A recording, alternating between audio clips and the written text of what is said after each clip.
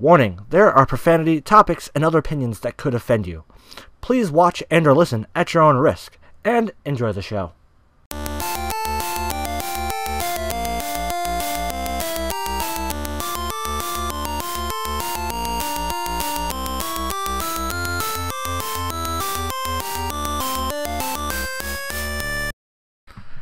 Hey guys, up it's RDiK, Old School Duelist, to everyone to call me, and welcome back to another amazing episode of the Voidcast, where no topic is off the table. Now it is week 2 of our Pokemon Let's Go countdown. Every week for the next following weeks up to Pokemon Let's Go release, I'm doing a Pokemon related topics. I can't guarantee the entire podcast will be Pokemon related, but there is going to be a decent section of the podcast that is going to be dedicated to Pokemon and Pokemon alone. I already have the next podcast leading up to Let's Go planned out. Basically, it's like the first time I've ever done that. Planned out the next few podcasts. But yeah, that's pretty cool. So today we're going to be talking about the new Pokemon that was released. And we're also going to be talking about the newest function coming into Pokemon Go. And I'm actually have a lot of opinions about it. Plus, the game of the week is something that posed another thought to my mind, so we'll get to all that later. But first, I always like to have a little chit-chat between you guys, just so you guys can know me more and everything else like that. And this week's chit-chat is going to be your favorite Pokemon. Like I said, it's Pokemon related, and I just, this thought came to my mind at work. And so I just thought I'd talk about it, and maybe I could hear from you guys in the comments on Twitter, whatever you guys want to let me know. And if you want to hit me up on Twitter, that's at OLDSCHOOLDUELIST12. And so if you guys want to tell me your favorite Pokemon, hit me up on Twitter, and I'll read them all. And before we jump into the chit chat, I just have one quick question one quick asking of you guys, for all the people listening to it, for my very small crowd of people listening to it. Just to help me get the podcast out to you guys, I need you guys to do me a favor. I need you guys to tell me, or tell at least one person about the podcast, and then tell that person, tell one more, so on and so forth. It should help branch out and show everyone that that I have, at least, I'm not going to say an amazing podcast, but at least an enjoyable podcast, because you're at least telling someone about the podcast. So if you guys want to do me that huge favor, and just at least tell one person, it'll be a huge thanks, because that is literally the biggest support you guys can do for me. Share the podcast, talk about the podcast with other people to get more people interested, so then you guys all have something enjoyable to talk about. So let's get into the podcast now that I'm done shilling myself out to you guys. So like I said, this week we're talking about, for the chit chat, we're talking about our favorite Pokemon. And my favorite Pokemon, and a lot of my friends and my girlfriend know, is Gengar. I love Gengar so much. It is not it hasn't always been my favorite. I've gone through a few different kinds of favorite Pokemon, but Gengar definitely is here to stay. It's kind of I'm not gonna say it's become my brand, but it's definitely become somewhat, or a Pokemon that I don't think I'm ever going to change. I think this is the one. The Pokemon that will forever be my favorite Pokemon, because I've put a lot of thought into this, or I've put a lot of effort into showing my love for Gengar, and that is because I have a plushie of Gengar, who I named Rick Ghastly. Yeah, I know, haha, funny. I have a hat with Gengar, I have a belt with Gengar. Last Christmas, my sister made me a poster with Gengar on it, and it says Old School Duelist 12, and it was just such a cool poster. It's hanging up on my wall, and here at OS Duelist 12s, or here at OSD Studios, which is just my fucking room. But anyways, yeah, dude, I love Gengar. He is such just an amazing Pokemon. I love him. Competitiveness, he's such an amazing, good competitive Pokemon. His stats are the stats that matter for him, that make him a good Pokemon, they're insane. His speed and his special attack, and if you can possibly build him to be a little bit of a tank, but not a serious tank or a dedicated tank for your team. But he does do some damage. When I was making a my version of my little personal Pokemon Stadium version for Gen 7, then I had such a hard time. I wanted to put Gengar in there, but building Gengar to where he wasn't OP was such a hard thing for me to do. I either had to make him utility, or I had to make him like his own center point, which was really hard for me to do. But I did it, so yeah, I'm so excited. And I will, if you guys want to know about like the Pokemon Stadium, I definitely posted an episode a while back about me explaining Pokemon Stadium. Pokemon Stadium 3DS is what I call it, because basically it's taking Ultra Sun and Ultra Moon, basically Gen 7 Pokemon, like current Pokemon battle system, all the way up to Gen 7 with the different stats, abilities.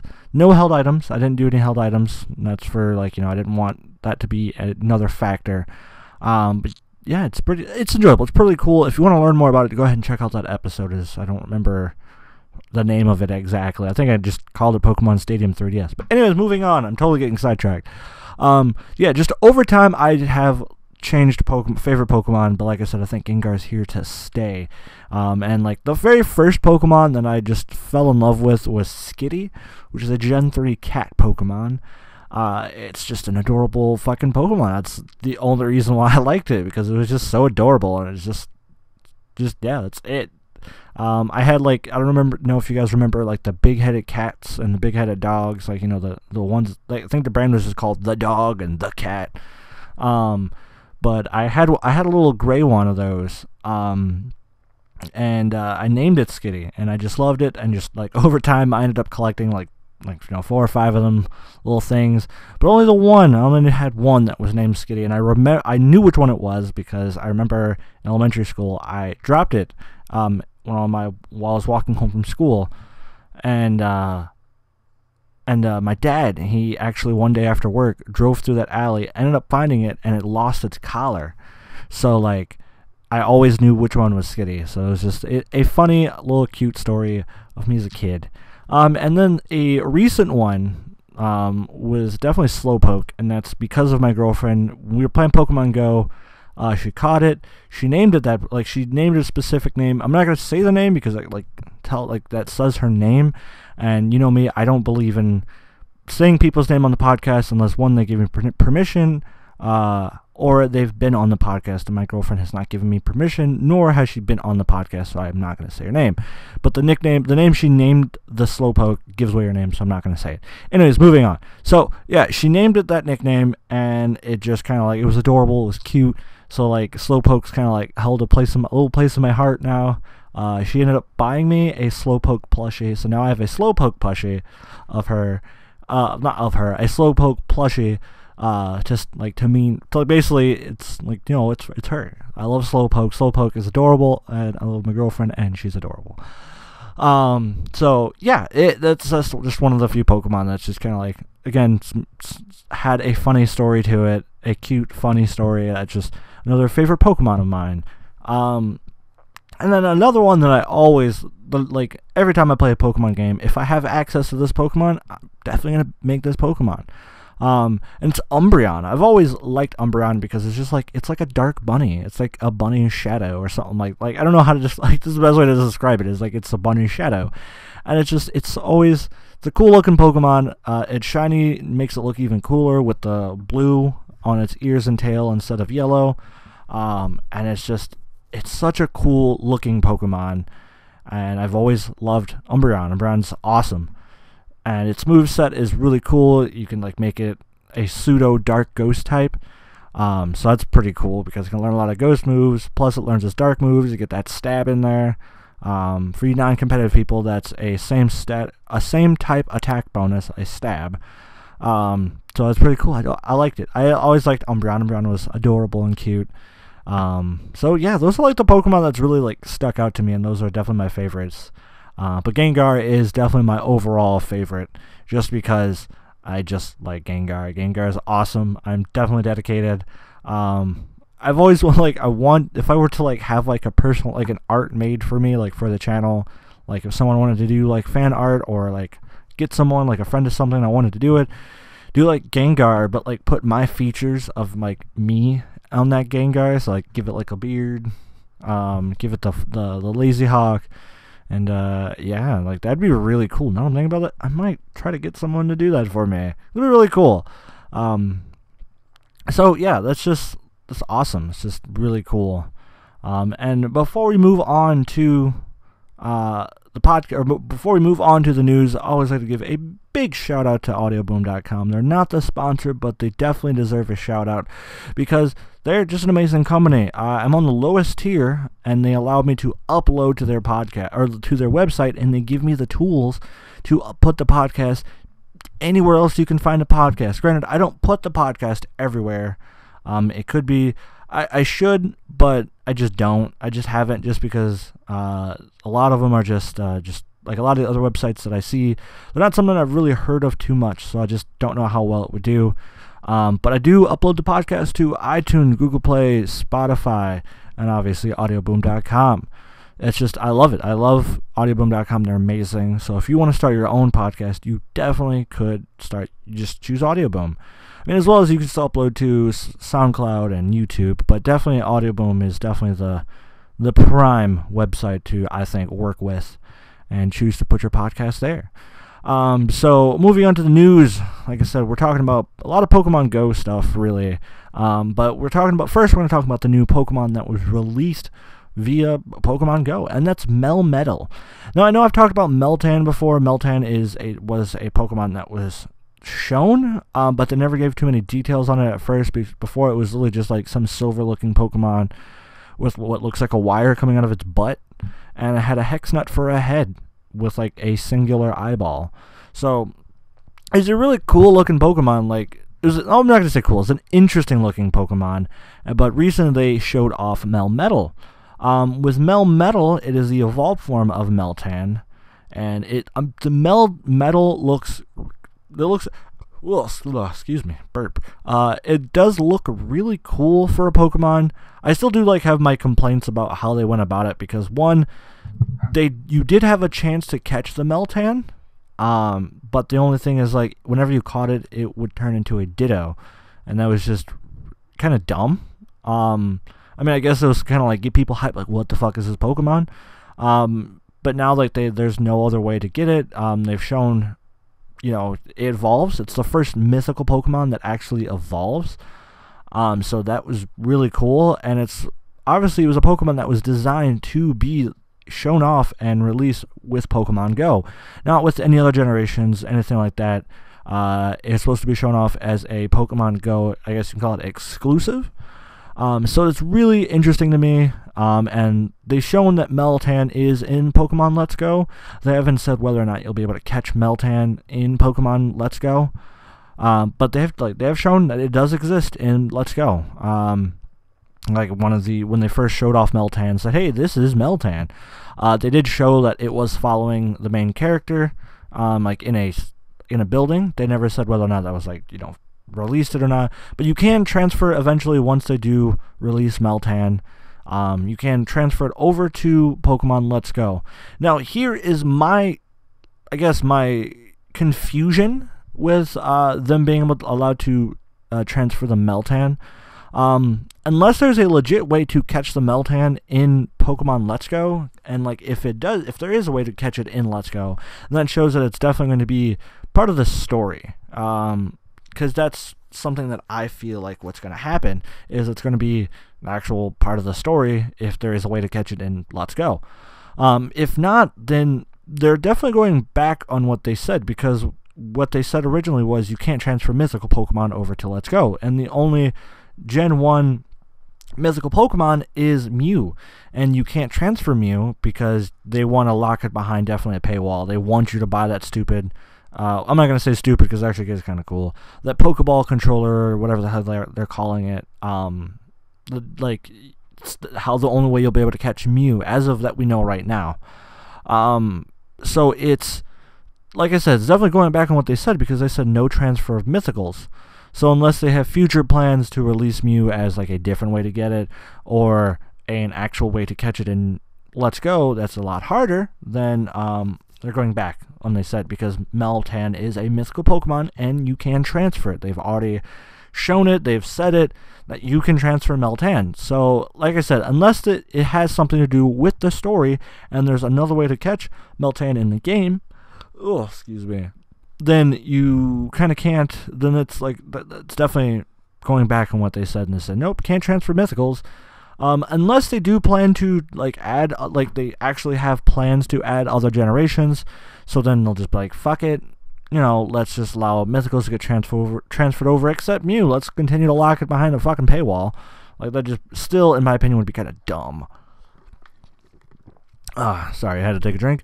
So, like, that's just one thing that just really, really annoys me. And, like, my only true annoyance with the game, before it's even released, is the whole Meltan Melmetal. I can only assume that they might just release Meltan, because they did show the trailer when they released Melmetal, that, you know, you'll have a chance to get it, and they showed, like, a special box, like a special black box, in the video. And, yeah, it just says straight up, like, oh, hopefully you'll have the chance to get more or other mythical Pokemon, blah, blah, blah, blah. So, either they have more plans to bring more new Pokemon via Let's Go, or via Pokemon Go, or they just have other ways, or they're just going to allow you to get Meltan in the video game. I'm not sure, they haven't really said, it's definitely interesting to me, and it definitely makes me more curious about the story, to say, because, from what I can tell, that it's either going to be released in, like, Pokemon Go, like a chance to get Meltan, or you'll be able to catch Meltan in the game. So all we can do is hope, wait, and see what happens. So yeah, that's really about it on Melmetal. It's cool that they that is a Pokemon Go released Pokemon. Like, this game was specifically designed to be released in tandem with Pokemon Go, which they're probably going to be released in tandem with Pokemon Let's Go. It'll probably, I don't know, I'm excited for, like I said in last week's episode, I'm excited for Pokemon Let's Go. It's a game that at first I wasn't too excited for, like, I still was going to buy it and play it, but now it's a game that I'm actually getting super excited for. So if you want to hear my opinion on that, then definitely check out last week's episode. I don't want to go into too much about that. But yeah, I'm excited. Hope you're excited. So yeah. Moving on, we're talking about the new function that is being added to Pokemon Go, and this is something that I've been thinking about all week when I first saw it, and that is they're adding in a way to have Pokemon Go backgrounded while not having a Pokemon Go Plus, which is, I can't remember exactly what it's called. I wrote it down. Actually, let me read what I wrote down, because I actually been trying to structure this a lot better. Oh, it's called the Pokemon Adventure Sync. It's using Apple Health and Google Fit data to allow you to still get your steps, so like your eggs, your candies, stuff like that, while the game is still, like, backgrounded, which is cool, yes, but that does kind of defeat the perfect purpose of purchasing a Pokemon Go or getting that controller or that Pokeball controller for Pokemon Let's Go, because those are Pokemon Go Pluses. You can still get your Pokestops, you can technically still catch Pokemon, plus you can still get your steps. So that's, like, it's really frustrating, because the people who have put in the money for Pokemon Go Plus, or the people that are going to put their money towards that Pokeball, you're basically spending money so you can still hit stops and still catch Pokemon. Not only the steps, but that's really about it. You're paying $35 to still hit Pokestops. And then you're paying $45 to get a Mew and hit the stops and, I guess, catch Pokemon, which no one really uses that function. That's only mainly for the stops and to get your steps.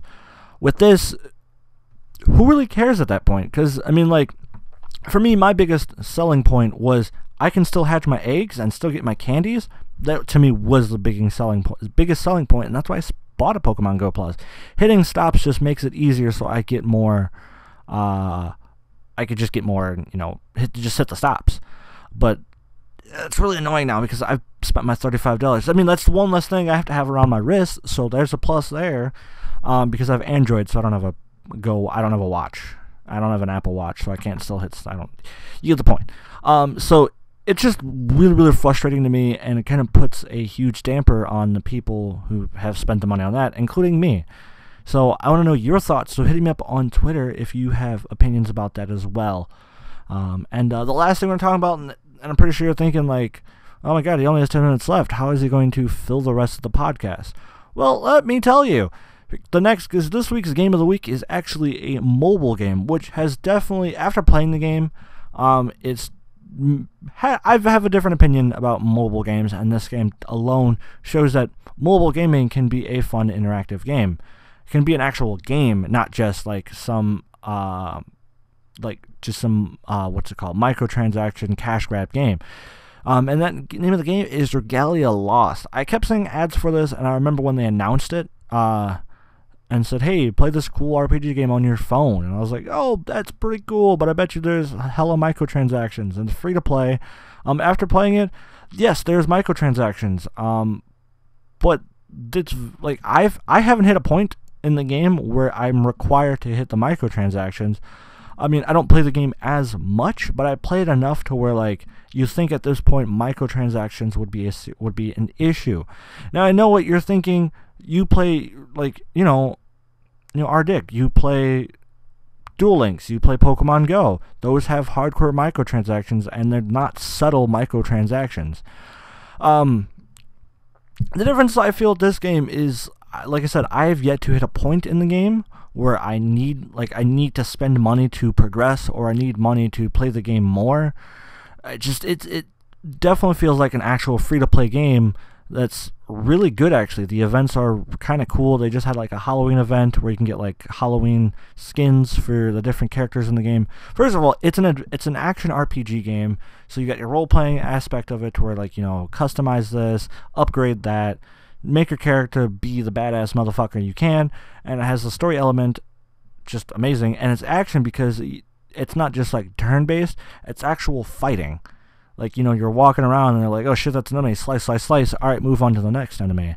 And it's made me think hardcore, because if I compare it to, like, say, Pokemon Go or Yu-Gi-Oh! Duel Links, those games are either grind the shit out of the game so you don't have to spend money, or just spend money to improve the game hardcore. Because take Duel Links as a really, really good example. It's the card game of Yu-Gi-Oh! So, like, with Yu-Gi-Oh! You spend money. If you want to be good at the game or have good cards, you have to spend a shit ton of money. So you could spend a shit ton of money on Duel Links and just pull amazing cards, because it's basically buy packs, and that's really about it. That's the biggest microtransaction in the game, and buy packs, or spend money, you buy the packs, plus you also get like some cool bonuses and stuff like that, which I think, to be completely honest with Duel Links, they need to revamp that whole transaction thing. They have two different types of currency in the game, and only one of them is a hardcore use of the currency. The other one is just kind of like, it's there, who gives a shit, and it's really fucking annoying. So I really do think they need to hardcore revamp that whole transaction thing and actually start using the fucking coins in that damn game to buy packs or buy singles of some sort, because you get coins like it's nobody's fucking business. Like, here's a reward for this pointless fucking currency. It's practically pointless. Very rarely do I actually see myself using the coins. It's really only for, like, the card trader, which they have a shit selection of fucking cards in there to begin with.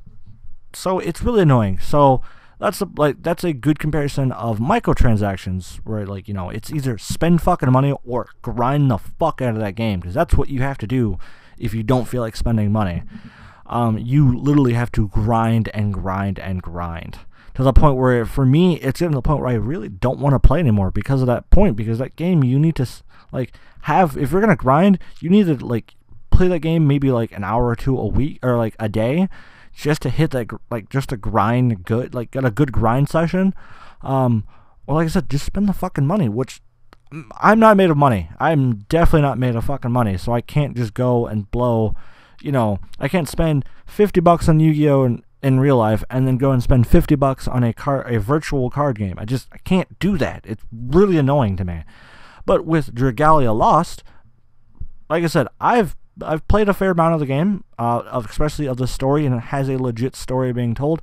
Played a fair amount of it, and I have yet to hit a point in the game where it's like, hey, you could do this, but you need more money or grind the game. So like I said, it's a really good game. It's free to play. Definitely am gonna play more of it. See if I ever do hit that point where it's like spend money to progress or spend money to make the game easier. For me, all I can see is the game just spend money. It's cosmetics for the most part for me, which is really fucking good. Or really good for like the fact that like I don't need to do all that just to play the damn game. So I'm really happy. I'm loving the game. And if you guys want to check it out, it's called Dragalia Lost. It's, Apple and Android.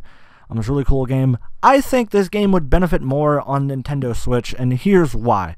So I've complained about, microtransaction, put that point to it. So now I'm actually going to talk a little bit more about the game. The controls, for a mobile game, they're pretty decent. It's really like, you put your finger on the screen and you just like drag your finger around, kind of like the analog stick, but you're just like using the entire screen. It shows an arrow to show which direction your character's going to walk. It's a lot more comfortable too, because you can hold the phone normally, like your regular phone. But instead of turning it sideways and playing, because like that's more practical for games on the phone. But this one, it's like pretty convenient too, because you can just do that, and then you just tap the screen to attack, and then there's like 2 buttons on the side to like do your special attack, and to do just to do your 2 different special attacks, and to switch characters, because you get different characters for your party. It's a whole lot more comfortable. It's definitely one-handed play, so you don't need both hands like you do with a lot of other games on like your phone, like Fortnite or PUBG or any other type of game. Like you need to turn it sideways. You don't need 2 hands. You can play this game perfectly fine with 1 hand. Just playing with 2 hands just makes the game a little bit more easier. So it's actually a really good and comfortable control scheme. Like I said, I feel the game would do a lot better, or at least be a lot more. It would just be a lot better in general, just on the Switch. Even if it's a free to play, that just gives another outlet to like the people that are going to spend the money on the game to gain more money off this game. Plus, you'll have an actual controller. It's a Nintendo made game, so like it'll be another free to play exclusive on the Switch. What? You'll actually have a controller to walk around. You'll be able to put your buttons out a lot more. You'll actually have actual buttons to press. The game will probably run a lot smoother on the Switch, because that's on a piece of tech that is designed for video games. So you'll probably have like a better refresh rate. You'll probably have better frames. It'll probably look about the same. Not like graphic wise, it might just look the same. You'll have a bigger screen to play on. So Nintendo, if you want to like push Dragalia Lost even more, put it on fucking Switch. Like, it's just a better platform for the game. Just do it. Just do it. Trust me, I'll play the shit out of that game then, because I bring my Switch almost everywhere with me. So putting it on the game, like, yes, I have my phone everywhere with me, but it'll give the Switch a game that literally you could, if you have like 30 minutes, it'll be a fun game to play for like 30 minutes. I mean, granted, it's even more convenient for your phone, because then you'll have your phone with you. Yes. So if you have like 10 minutes, you just boot up the game, really play a quick dungeon. Boom, that's it. Put your phone away. I mean, granted, with the Switch, yeah, if you have an extra 30 minutes, you're going to got to pull out the Switch, turn it on, open up the game, stuff like that. So that's why it's an extra 30 minutes. But it'll be a better experience for the game in general. So if you want to put the game on something that's a better piece of tech, or like a more comfortable piece of tech than a phone, put it on Switch. Put Dragalia Lost on Switch. Make it a full game if you want. Charge $30 for it. And since it's another Nintendo exclusive game, if you charge $30 for it, make an actual game out of it. Yeah, it's really cool. The art style is really cool too, and it might appeal more like your Nintendo fan base, because of the art style alone. It's like that chibi, the chibi anime type of art style, which it definitely plays to the game style a little bit more, and like makes the game a little bit more appealing, because it doesn't, like with the chibiness, it doesn't take away from it. It doesn't add to it. Anything. It looks like that's the design or the art style that's made for the game. If you're comparing like the chibi art style for like say Final Fantasy 15, that's a whole nother story, because Final Fantasy 15 had came out for PC or not PC. Well, it is on PC now, but it came out on like an actual console, and it was the beautiful Final Fantasy art style with this. And then they made the Pocket Edition that gave that chibiness, and like that deterred me kinda. I mean, what really deterred me is the fact that they don't really have like the side quest stuff, which is fucking just really sad in general. But yeah, it's the chibiness for Final Fantasy 15 compared to Dragalia Lost. It looks better for Dragalia Lost because that's what it was launched with. Dragalia Lost was, designed and shown around the chibi art style. For Final Fantasy 15, it doesn't look terrible, but it definitely does not look good. So yeah, that's really about it on the game. It's a fun game. It's really good. It's free to play. I've played a decent amount of it, and it seems like there's no paywall. Like, there's no microtransactions needed for the game. It's more so like, skins and, exclusive characters and stuff like that, if you really want to do that. Or you could just play the game and enjoy the story and everything like that. So if you like it, check it out. It's a free-to-play game on mobile. Dragalia Lost. It's awesome. Now, before I go, I do have one favor for everybody to do, and it's the biggest way to support me and, what I like to do, and that's this podcast and other things, because I'll get to the other things in a second. Is just, if you enjoy the podcast, the small group of people that actually do watch the pod or listen to the podcast, if you're loving the podcast, please, the biggest support is just tell one person, and then have that one person tell another person, so on and so forth. That is the biggest support you guys could do for the podcast and for what I enjoy doing, because it'll put it out there. It shows that I have a fan base that enjoys the podcast. Not so it's like, I gotta listen to the podcast. Just someone who enjoys the podcast. So it's really awesome, and that is, like I said, the biggest thing you guys could do for me first to show support is just tell one person. Just tell one person about the podcast, and that's just awesome. And then soon we'll have a really loving, good community of just people who just enjoy the podcast. So yeah, and then the other things, I want, starting this week, I will be starting to do, I'm going to do a small bit of, live streaming, just do some tests to see if, I can fit it in my regular day-to-day life schedule. I wish I could do streams during the day, but between work and spending time with my girlfriend and just other things that I'm trying to do right now, I just don't have time to do it during the day. So right now, as of right now, I'm going to be doing nighttime streams. I'm going to be try doing 2 streams a week, as well as the podcast. Not the Sunday that just passed, because when this episode goes up, it'll be a Sunday. Not this Sunday, but the following Sunday, I will be on Facebook.com/OLDSCHOOLDUELIST12. Wow, that was a weird way to say it. I'll be doing a live stream on there, and usually my Facebook streams are just chill. Hey, what's up? I'm here just to give randos and people who are on my Facebook just something to watch while they're maybe scrolling through Facebook, or they just want to chill and chat with me for a second. And then Twitch, I'll be doing those streams. Trying to think. I want to say I'm going to try for Wednesday nights. And it's, both streams will be starting at 9:00 p.m. Central Time. Roughly. No, I don't think Wednesday will work. I'll figure it out, and I'll let you guys know on Twitter. So if you want to know what day I'll be doing nighttime streams, actually Tuesday might honestly work a lot better. I'm thinking about it. But I'll be starting out with two night streams a week starting. They will be at 9:00 p.m. So check my Twitter. Like me on Facebook, because I'll let you guys know exactly what days work, but I know Sunday nights are definitely going to be Facebook streams, just because that's what just works best with my current schedule, and just things going on in my life. So you can find me on Facebook, the Facebook night stream at 9 p.m. I want to continue, because I started a Pokemon Emerald Nuzlocke.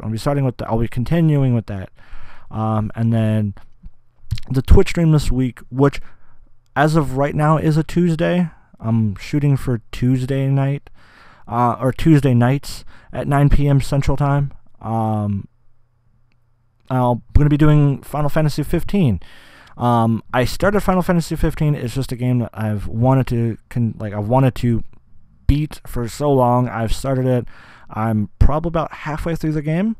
like playing in my own personal time. Yeah, it's a shitty way to like start doing streams, but it'll give me an excuse to finish this game, and then once I finish Final Fantasy 15, I'll be starting a brand new game for my Tuesday night Twitch streams.